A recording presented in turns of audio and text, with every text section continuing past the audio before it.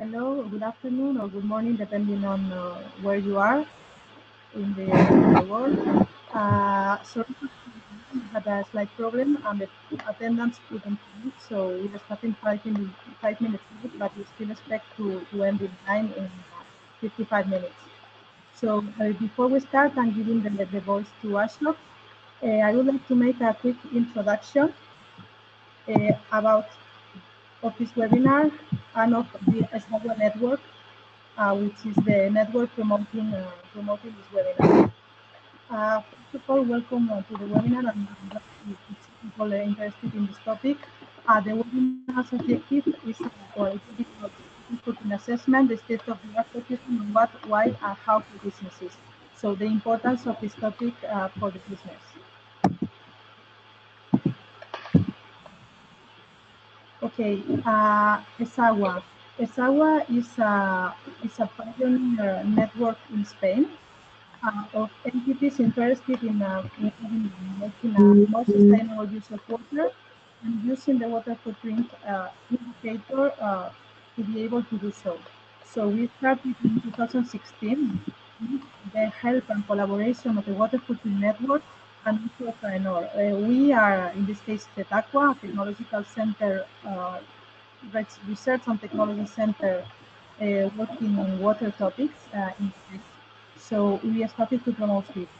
Myself, I'm Nayara Sainz, and I'm one of the people that are managing this. We also have some collaborators, people also involved in this topic, and these are the entities in Spain that have joined and are interested in using this indicator. What does EsAgua do? Well, we try to promote this indicator and its use among all entities within the Spanish area. So we try to make communications to organize this type of webinars. There's also a blog in which our collaborators and participants also share their experience on this topic and what it implies to be a member of EsAgua. The entities that are working on this, what they need to engage is to continue working on this topic, to start calculating the water footprint and to start actions to reduce its impact. So this is just an example of the things that are available in our website. Some of them, by the way, a great part of them in collaboration with the Water Footprint Network. There's also a ranking in which the participants will have one depending on the activity that they do. And if anyone is interested in joining us, you can have to the EsAgua network. I didn't want to take time because I'm not the important person here. It's Mr. Ashok Chapagain. Before giving the word to him, just a quick introduction. I'm very glad to have Ashok here today with me because he's one of the initiators of this concept of water footprint. Himself with Arjen Hoestra, they created this, and they have been not only the initiators of this concept, they have also been working on the manual of how to calculate it, and they also created the Water Footprint Network, in which Mr. Ashok Chapagain was the scientific director. He's currently working in the University of Free State, although he continues to be obviously collaborating with the Water Footprint. And having said so, Ashok, the floor is yours now. Thanks very much for joining us. Thank you, Naira. Thank you very much. Really appreciate EsAgua for giving me this opportunity to speak with you guys. Good morning, good afternoon, and good evening, wherever you are. Like Naira said, I'm in the UK now. Today, I'm going to talk about water footprint assessment. And just give me a second. I need to bring my screen back. I think you can see it. So my name is Ashok Chapagain. I was science director at Water Footprint Network since 2013, and I left last year to join Free State University in South Africa. And due to some legal visa issues, I have not managed to join them yet. However, I'm working with them remotely, and then I'm working on other things as well related to water footprint and so forth. Today, we're going to talk about what is the state of art of water footprint assessment, mainly focusing on business sector. It's a vast subject.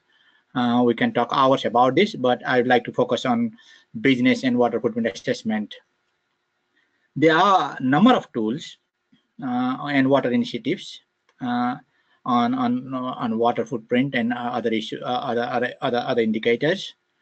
I keep water footprint assessment (WFA) in short in center, and I would say a little bit about LCA, ISO 14046 on water footprint, and there are other water initiatives like AWS, Alliance for Water Stewardship, CEO Water Mandate, CDP Water Disclosure, etc. And there are a number of tools. By any means, these are not the exhaustive list of initiatives and tools. These are just the indication of the things out there right now. There are many initiatives that the business private sector engage in it. You can see a few of them here. There are many more, but I haven't listed them here. It's just to give you a glimpse of the landscape where we are going to talk today about water footprint assessment and business risk. If I put milestones or timeline, CEO water mandate started in 2007, water footprint network established in 2008, Alliance for Water Stewardship 2008, disclosure CDP water disclosure came into effect in 2009, ISO 14046 2009 as well. There are others as well in the milestones, but these are the key milestones that I think are important to understand for this WFA landscape. And the tools as well. I'm not going to go through the list, but these are the tools. Out of them, water risk filter tool and aqueduct WRI risk mapping tool. These are two most important tools that you might be using or might have heard about when you talk about water risk and water risk assessment. The first tool, WFA tool, is developed by WFN, Water Footprint Network, and it is very detail-intensive data-based tool, and you can use it. It's available online as well, but it doesn't give you risk assessment. It only gives you water footprint accounting, sustainability assessment, and a bit of response formulation. From here, we go to water risk. What and why water risk? We could say, probably because you are already here, you know it. It's important. If you read the report, latest report from World Economic Forum 2018, there are 5 global risks of highest concern. And if you list them, the top 5 are weapons of mass destruction, extreme weather events, natural disaster, failure of climate change mitigation and adaptation, and water crisis. And so there are others as well, but these are the top 5 risks for the coming 10 years' time. But these risks are not working independently. They are interrelated. If you see this map, it's a bit faint, but you can go and download this map from WEF report 2018. But they are all interconnected. Mostly, if you look into the water point, mostly these are those top 5 risks again. So if I go back to the top 5 list earlier on, which is 1 to 5, weapons of mass destruction all the way to water crisis. Water crisis is also linked with climate change and extreme weather events. So almost all, you can say, water is in the center of the global risk in the coming 10 years. And then when we talk about water crisis, we not only talk about water quantity, we also talk about water pollution. For example, this map of water pollution levels of nitrogen around the world in 2002-2010 period shows that many countries are exceeding the limits of nitrogen capacity, assimilation capacity of the rivers or basins around the world. So 48% of the global population live where assimilation capacity for N is exceeded. And similarly for water quantity, 4 billion people are facing severe water scarcity during at least 1 month of the year. So this is from the report McKinnon and Hosta 2016.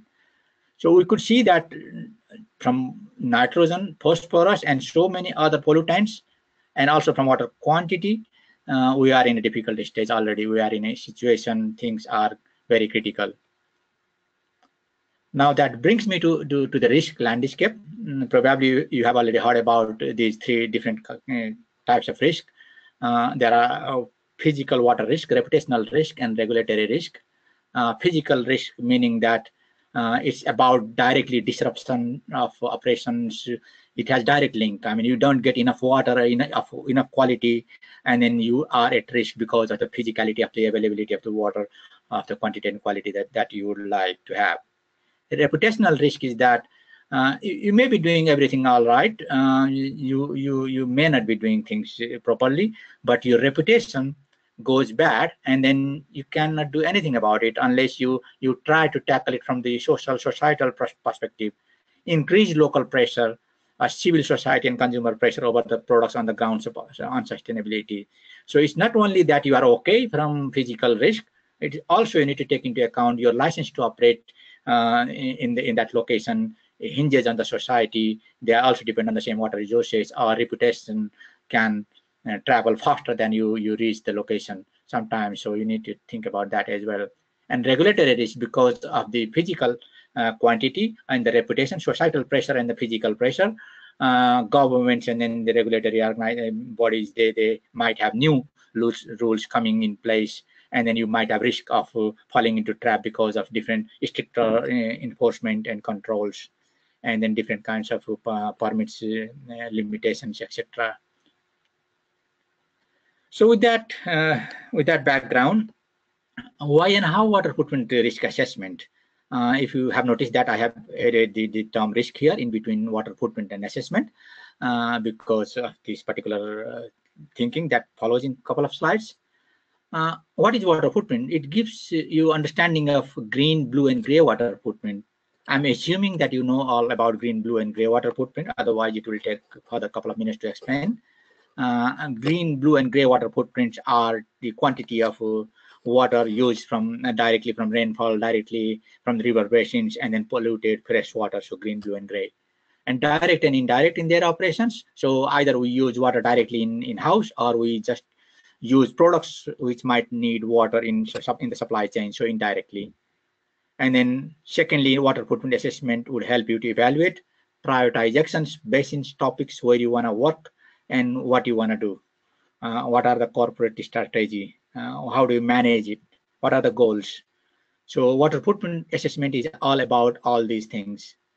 So understanding the water footprint is not only to understand where water is important for business and government, but also to formulate response and to tackle the associated impacts. So water-related business risk can be addressed in local context and also in suppliers' location context. So context is quite important. At the same time, companies' characteristics is also important, because sometimes if you are a chemical industry, then you might have different kind of water risk compared to if you are a water supply utility. So you might have different kind of risk. So depends on the company, the business characteristics as well. And then thirdly, wider context, norms and regulation and other stakeholders. So if you are in a situation where drinking water is absolutely critical, then you might have different context. Even if the company is same and then the scarcity level is same. So it depends on all these three contexts. So let's go to the water footprint assessment quickly. There are 4 phases in water footprint assessment, from setting the goals and scope, because water cycle is connected. You can keep on going, expanding all the way to the globe.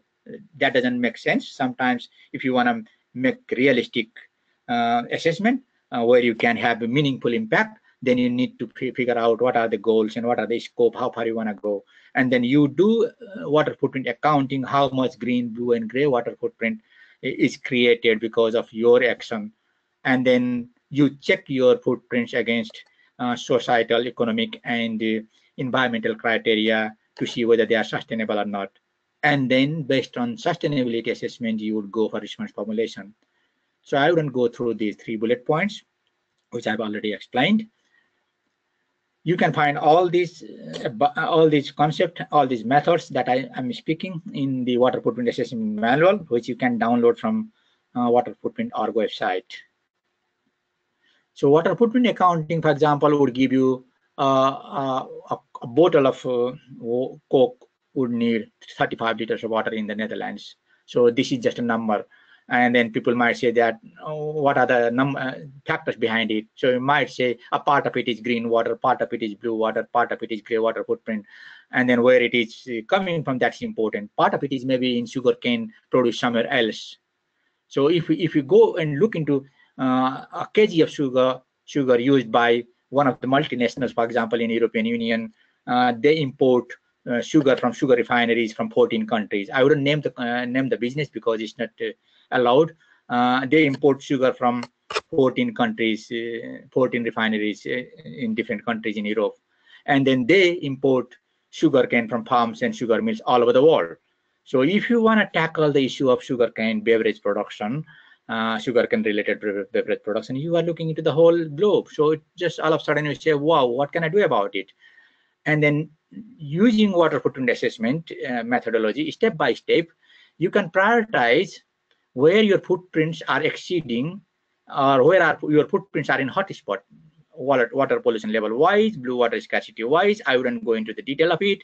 You can check your quantity and quality and check the sustainability, and then you will find out your water footprints are below moderate water pollution level, in basin with moderate water pollution level, or with basin with severe water scarcity. So you could separate these things. So out of all those locations, you could figure out where your sugarcane farms or your refineries in Europe are located in those rivers, river basins.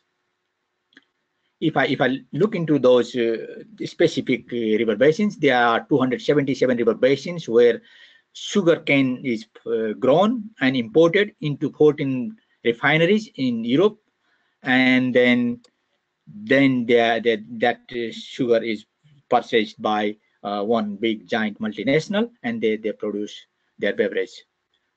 And then we need to go through the sustainability assessment step by step, and we can find out which are the river basins which are more important, both quantity and quality wise, and which are the river regions where you can combine them together and then focus your business strategy for the next coming years. So how do you formulate strategic actions? After prioritizing locations and processes where water footprints are not sustainable, then you can design appropriate action. The questions you would ask: is internal action sufficient? These three questions, if you can see it on your screen as well. Improve your own water footprint, meaning that you can always reduce your water footprint. If you are not efficient, most efficient, then you can always have the most efficient processes, economically feasible processes, and improve your water footprint. Or maybe that's not enough, then probably you are in a river basin where even if you do everything good, because water is common good, someone else is polluting the river basin, and you are still in a context where you might have problems. Sorry, I was just looking at the message because it was highlighting. So it's the context as well where you might have problems. So you need to think, if there are other farmers which are not supplying sugarcane to you, or any water intensive product that you purchase from those regions, are they not using the right technology, right practices? Do they need support, or how can you work with them? So it's a collective action you might need to work with. The same sector, you can share your best practices with them, and then you could figure out best practice collectively. Finally, probably it's not the sugarcane farmers. It may be like rice farmers who are using lots of water probably, and then maybe some other cotton farmers probably using lots of pesticides. So you don't know how to improve them because your business is different than the other people using water resources. So probably working with the cross sector, the other sector is necessary. Engaging with the other sectors, other stakeholders in the business is necessary. So these three key questions you could ask in a systematic way. For example, if your water footprint exceeds benchmark, so probably, for example, you would say, to the given technology, given level of technology, and the feasibility of the measures, how much cubic meter of water is needed per unit of the product. And then if that is a benchmark, and you would say you are using more or less. If you are not using more, meaning that you are okay, you are efficient, then you need to check whether you are operating in a hotspot, quality and quantity wise. And then you find that the river basin is okay, and then that's not a priority. So you might want to reduce your footprint anyway, that's up to you, but then you wouldn't have any risk associated with that one because you are efficient, you are not in a hotspot. So you maybe find the first line is okay, green. But then even though you are efficient, but you are not working in a river basin with a good management practices, and then the context is not good enough, then probably you wanna go and have collective action to reduce river basin water footprint. If you already exceed benchmark, so like your meter cube per unit of product is already higher than what you could be doing, then you check two things.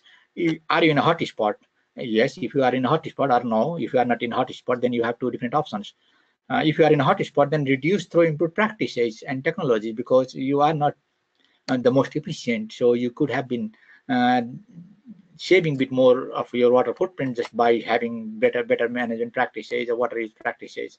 So you could go that way.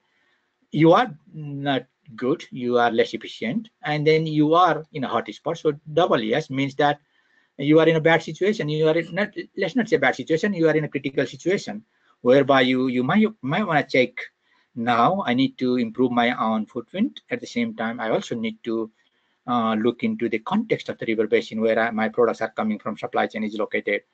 And then if your share of the footprint is largest in the basin, for example, 90% of the water is used for sugarcane farming in that particular river basin, so you could work with the same sector. So collective action with the same sector. If not, then collective action with other sectors. So in this way, a global company can prioritize their action and then type of action needed in different locations.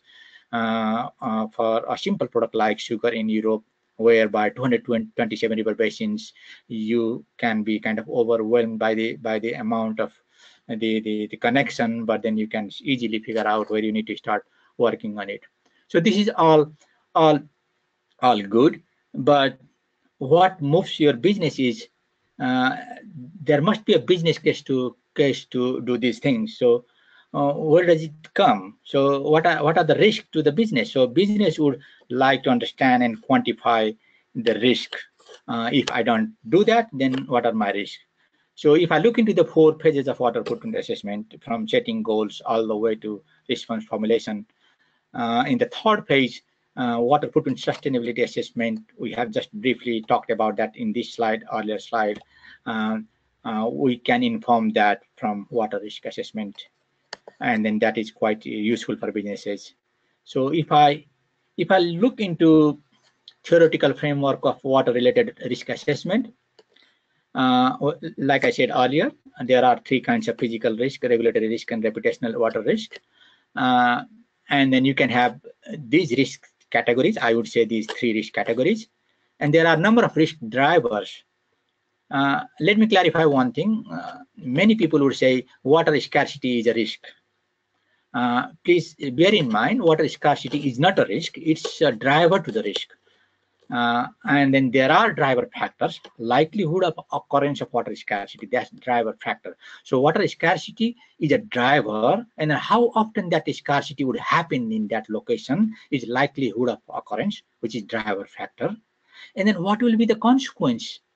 So it might happen too frequently. You are in a water scarce region, it might happen too frequently, but what is the consequence factor? It is double compared to the other location, or it is half compared to the other location. So you need to look into the consequence factor.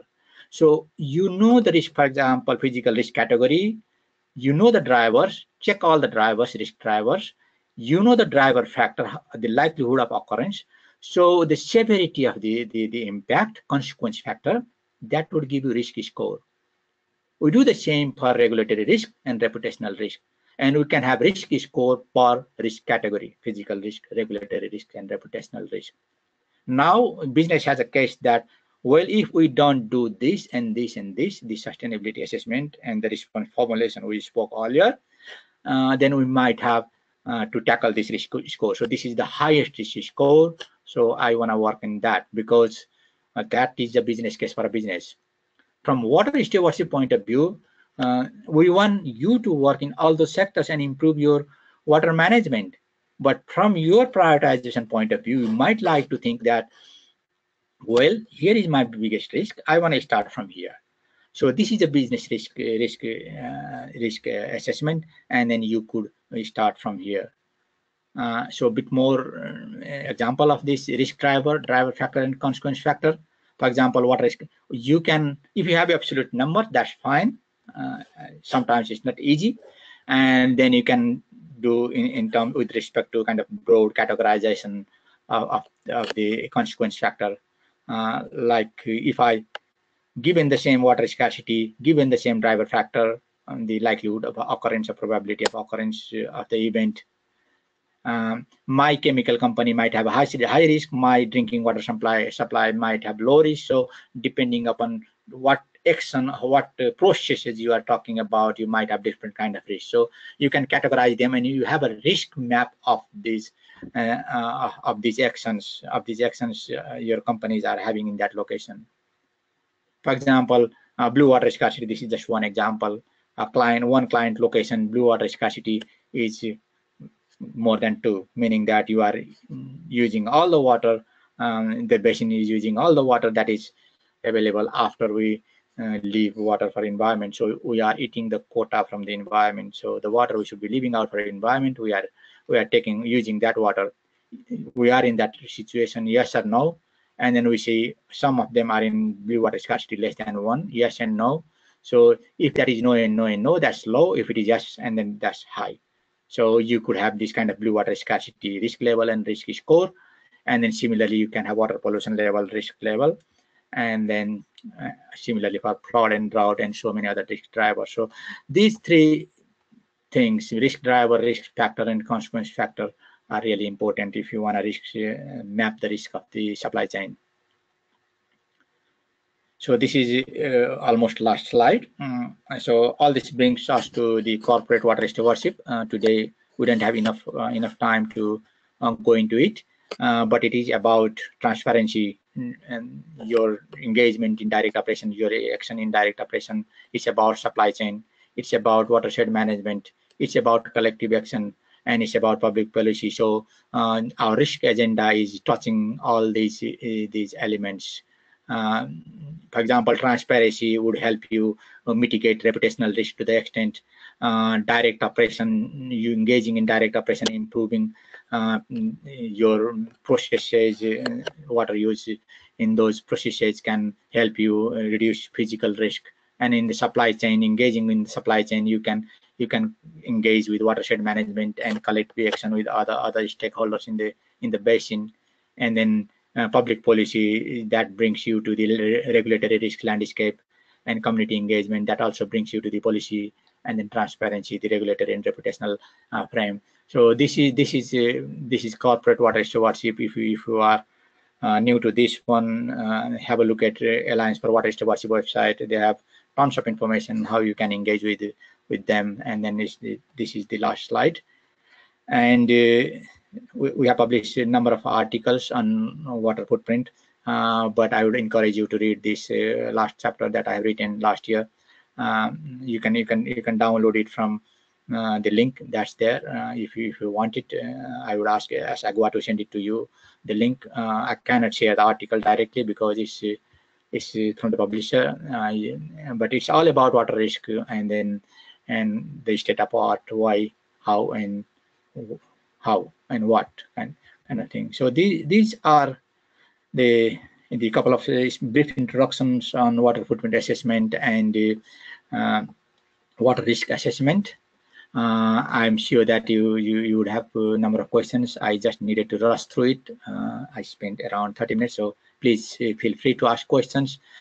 Just write in the message box or pass it to the moderator, and then I'll try to respond as much as possible. Thank you very much.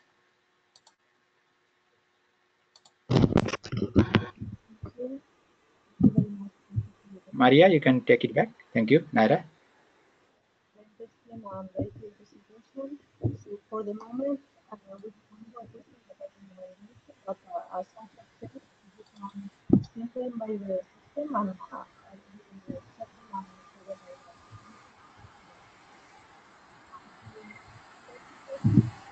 and regarding the possibility to share the slides, ASOC. So I understand that there will be no problem in sharing not only the slides but also the video as it's being recorded. Is that right? Please feel free to share it, because I want people to use it and then ask questions. I want to engage and collaborate in future. So probably this is the best way forward. Perfect. So we will share them, and as I was mentioning, also the video will be shared on the EsAgua network, and we will make sure that we will also communicate about it so that other people that couldn't attend today can have access to it. Any other questions from the attendants?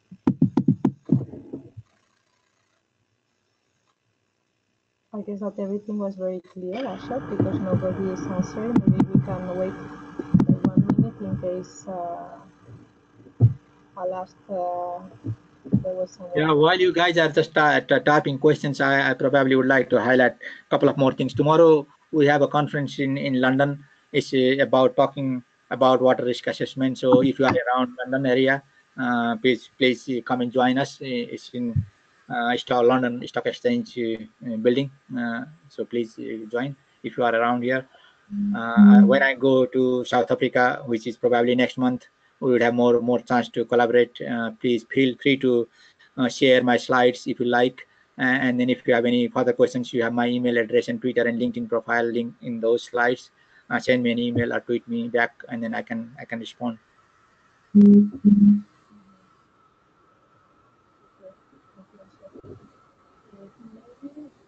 one question from my side. The water footprint network is reinventing itself with new objectives, etc. So how do you see it right now? Which are the new challenges that we are facing in this topic? Very nice question, Naira, because last year when I left Water Footprint Network, we have been doing fantastic. Because you know that we are just academician, we are scientists. We didn't manage to handle our finances well, so we needed to break for a while. But we could just resurrect it immediately.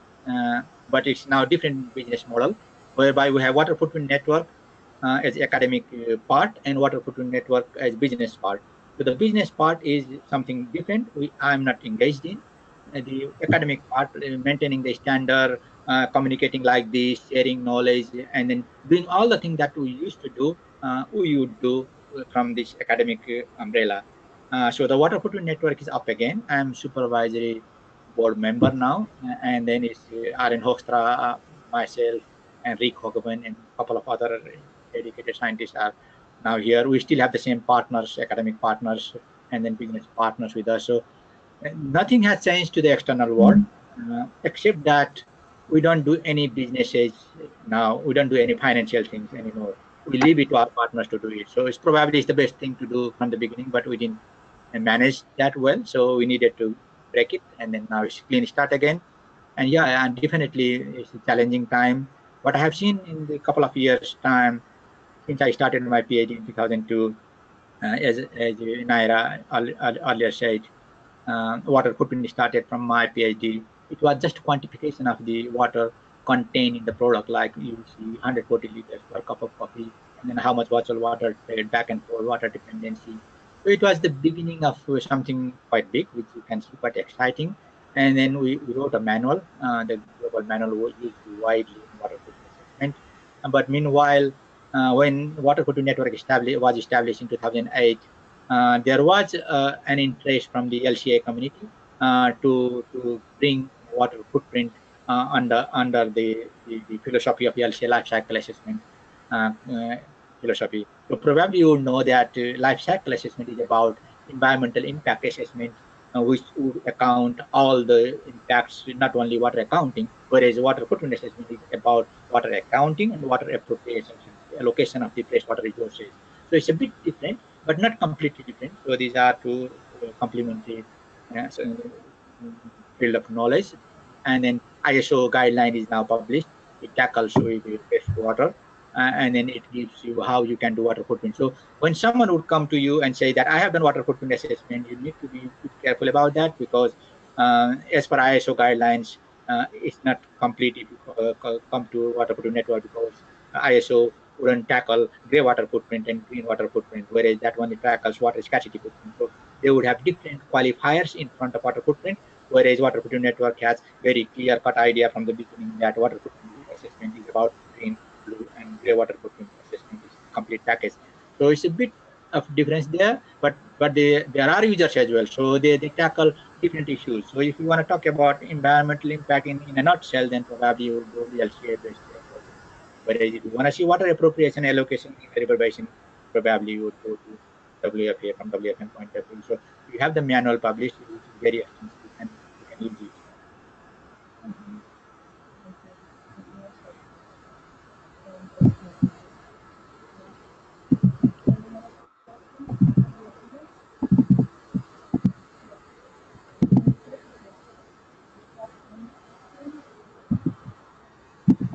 Okay.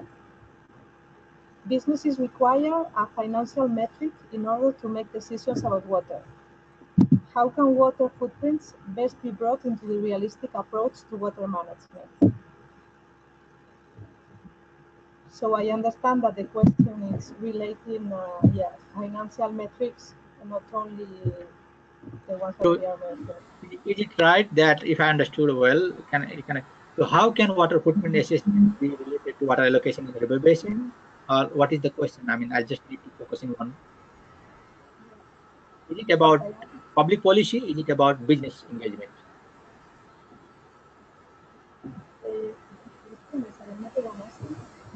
I cannot respond, but the way to work it, I understand it's a company that is really financial, it's a given. How can the and in this case the system work into the system making in business in the company?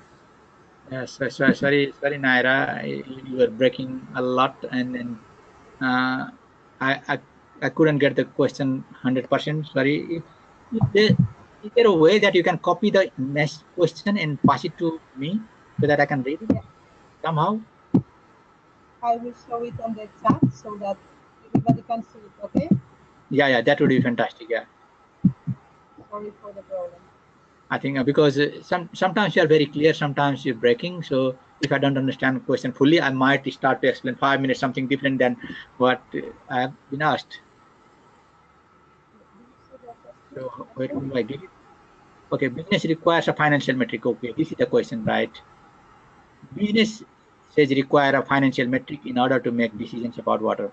How can water footprint best be brought into the approach to water management? Yeah. So earlier I tried to touch upon this by saying that if you only give water footprint sustainability assessment to the line manager, it's really difficult to get through to the top level. So you need to see the business case for businesses to engage in water footprint assessment or water stewardship or water management options. And the business case, I started the whole presentation from the top 5 risks for the businesses in the coming 10 years, and water is one of the top 5. And even within those 5, 3 of them are interconnected with water footprint. So there is a risk landscape where businesses need to worry. So how do we make that case? So how big is the risk for you? Then we go to the risk slides that I tried to explain a bit earlier, whereby you can get risk score. You will have the slides afterwards, so don't worry about it. You can look into different categories, risk drivers, and then you can quantify the risk score. We have done it for the FMO in the Netherlands for their portfolio assessment. We have done it for bigger companies. So it's possible. It has been done. You could get risk score per type of risk, per type of your operation. And that should be eye-opening for your business manager or business to act, because that would tell you, I mean, you are at risk of this level, this much, this big, this size, if you don't do anything. And then how do you get the monetary value of that? That is in the theoretical framework for, that I have developed while I was at WFN. There is consequence factor. So it's only you know the consequence. I cannot tell you. If you don't have water of good quality 5 times in a month, how much is the damage? You need to know that, because it's only you can tell me that how much is the big, how much is the impact. So if you can quantify, like I lose $1 million if I don't have this operation running for a month, or if my operation is disturbed for five days in a month, I lose my workforce. They are ideal for 5 days in a month. I wouldn't have reliable supply chain. I wouldn't have reliable buyers, retailers, because my reliability would decrease. So you could develop consequence factor per kind of risk driver. So per risk category, per risk driver, you have consequence factor, which you know, and then using risk equal to risk driver factor, consequence factor, multiply them together, and you get the risk score, and then you have the monetary value. So you could say that these are my suppliers, these are the locations, these are the different kind of risk. So we want to address, because reputational risk is quite high. Let's invest a bit more money to make our reputation good in that location. For example, in early couple of decades back, Coca-Cola went to India, and then even though they did all the things they could do to make things good, water management, they even wanted to replenish the water resources, but people thought something differently. They thought, well, Coca-Cola is from the Western developed countries. We as Indians, we don't have enough drinking water. They use our water, and they make profit out of it. So that's the kind of the image they had. So that was not helping Coca-Cola. So they couldn't operate in those periods when India was just opening to the external businesses outside their country. So that was quite eye-opening. And then you could tackle, if that is the biggest risk, then you could tackle. For example, in European Union, you already know that you are going to measure more pollutants in the coming 10 years or 5 years. Then you already know what are the regulatory risks you would have in 5 years' time if you don't invest to have better equipment in your factories already.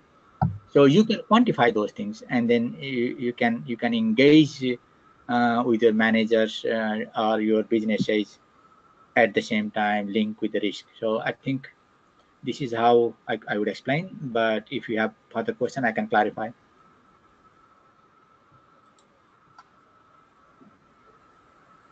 Hi, Naira. Yeah, can you hear me? Hello? Hello? Asha, can you hear me? Can you hear me?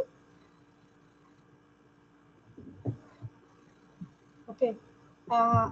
We've got one more question. Yeah, let me try to explain. Water accounting operates at country level. Can water footprint be used to aggregate? Sorry. Water accounting operates at country levels, for example, for SEDs and at company levels. Can water footprints be used to aggregate these levels?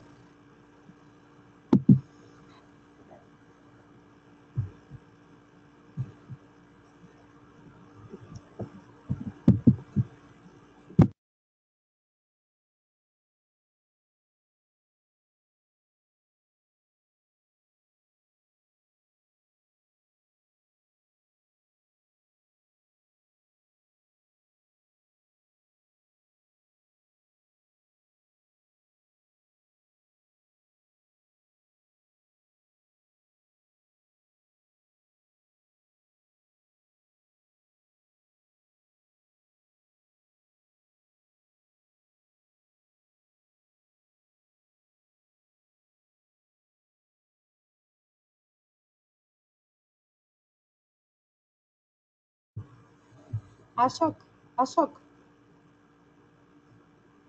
Ashok. Hello. Sorry. Yeah. The microphone. Sorry. Okay. I was sorry. Yeah. Yeah, sorry. I mean, thank you very much. I just need to explain it again. So if you go to the first scope of water footprint assessment, it's a setting goals and scope. In this first scope, first page, you define how and who is going to use your result. For example, if it's about national water policy or water allocation to different sectors, you could look into different sectors in a country using water, and then what time of the year and how much is that water used by different sectors. You can aggregate to that level. If it is about basin water management, you need to aggregate at basin level. But water management is not a local issue. It's a global issue, because even if you want to manage your water internally, you might be importing water intensive products from outside, and if you have to use your water to provide those goods and services, you might need more water. So if something happens outside, you might need to change your water policy or water allocation in your location as well. So you need to get that information as well. For example, if you want to grow rice in India, in Nepal, for example, I'm from Nepal. If you want to grow rice in Nepal, in one region, you might want to see in that basin how much water is available for different agricultural products and industrial service sectors and drinking water and household supplies. And you can see, well, I have enough water for rice but not enough land, so I need to import rice from India or Bangladesh or Pakistan, other countries from outside. So I might not need all the water for rice production, but if I have more land available from other crops, then I would use more water in my place. So if it is about basin water management, then you look into basin level. If it is about global national level, then you look into at national level. If it is about a factory, then you look into two locations, your factory boundaries and then also your supply chain. So you can, based on the information that you have in water accounting, you can have water footprint sustainability assessment or risk assessment per se, the third phase, depending upon your scope and goals. So it's possible. So when someone would say 140 liters of water per cup of coffee, you really need to be very careful. Who is going to use that? You can say that to talk with friends and impress them. Yeah, well, I'm using 140 liters of water. I can save the water. But then if your intention is just to raise awareness about water use, then that's fine. If it is about engaging the business who is using 140 liters, then you really need to go to the region where your coffee beans are processed, where your coffee beans are grown, and where you have the farms. And then you need to look into the water use in that location. So water footprint is a way of engaging, connecting different actors along the supply chain, full supply chain. And you can define where you want to have different kind of aggregation depending on your scope. Sometimes you might say that I use water in the rainy season, I also use water in dry season. If you add them together, doesn't make sense. Fantastic, that's right. But then if you are talking about the water footprint sustainability assessment, you need to go into the different seasons. So water scarcity changes every day, every moment, based on water withdrawal and water availability. So you also need to do water footprint sustainability in a dynamic way. So it's all dynamic, but at the same time, sometimes you would talk about a river of 2-meter depth average, but that's fine sometimes, just to know the total depth of the water waves, and then to see the volume of water. But if you want to cross the river, you might need to know the detailed depth of the river as well, because somewhere it may be 3 meters, somewhere it may be half a meter only. So you need to have the detailed information along the course. So if you want to take action, what action you want to take? So that would define the goals and scope. That would define your water footprint accounting, the whole matrix, and then sustainability assessment. So depending on your business, you can develop different kind of models to handle the scope of the data, the size of the data that you need to handle. And it's doable, and it has been done by many businesses. Like I said earlier, FMO is one of the development bank in investment bank in the Netherlands. We did that water footprint risk assessment for them for their portfolio, and it was fantastic. They could find out where they need to act and then how they can act. So yes, definitely it can be done. Naira? Yeah. Thank you. Yeah, thanks a lot, Ashok. So I see that we have one last one because it's almost time. So I will share it with you, okay, Ashok? Yeah.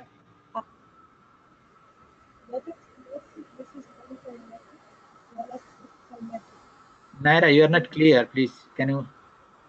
Yeah, I will share it with you because I see that I have some technical problems. Okay, can you hear me? Very sorry, Naira, I couldn't hear. I will. Can you hear me? No. Shall I mute it? Let me mute it myself.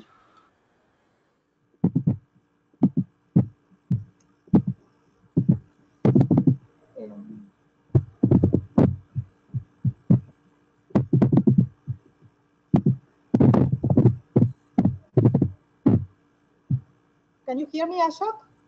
Yeah, now, yeah, it's fantastic now. So, what is monetary metrics as well as physical metrics? This is an article in here. Can you make a statement related to figure that further? Sorry, Naira. What I would suggest that you just type 5 or 6 keywords so that I can understand it in the message box here. I will share it.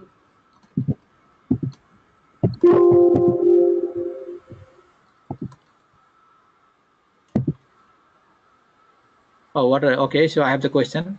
Water stewardship uses monetary metrics as well as physical metrics. See recent article in JEM. Can the water footprint and water stewardship relations be built up further? Oh, yeah. Yeah, this is a good question. Water footprint, like I explained a bit earlier, is about information that you can gather from water footprint assessment. Water stewardship is a wider landscape. So water footprint assessment would help water stewardship.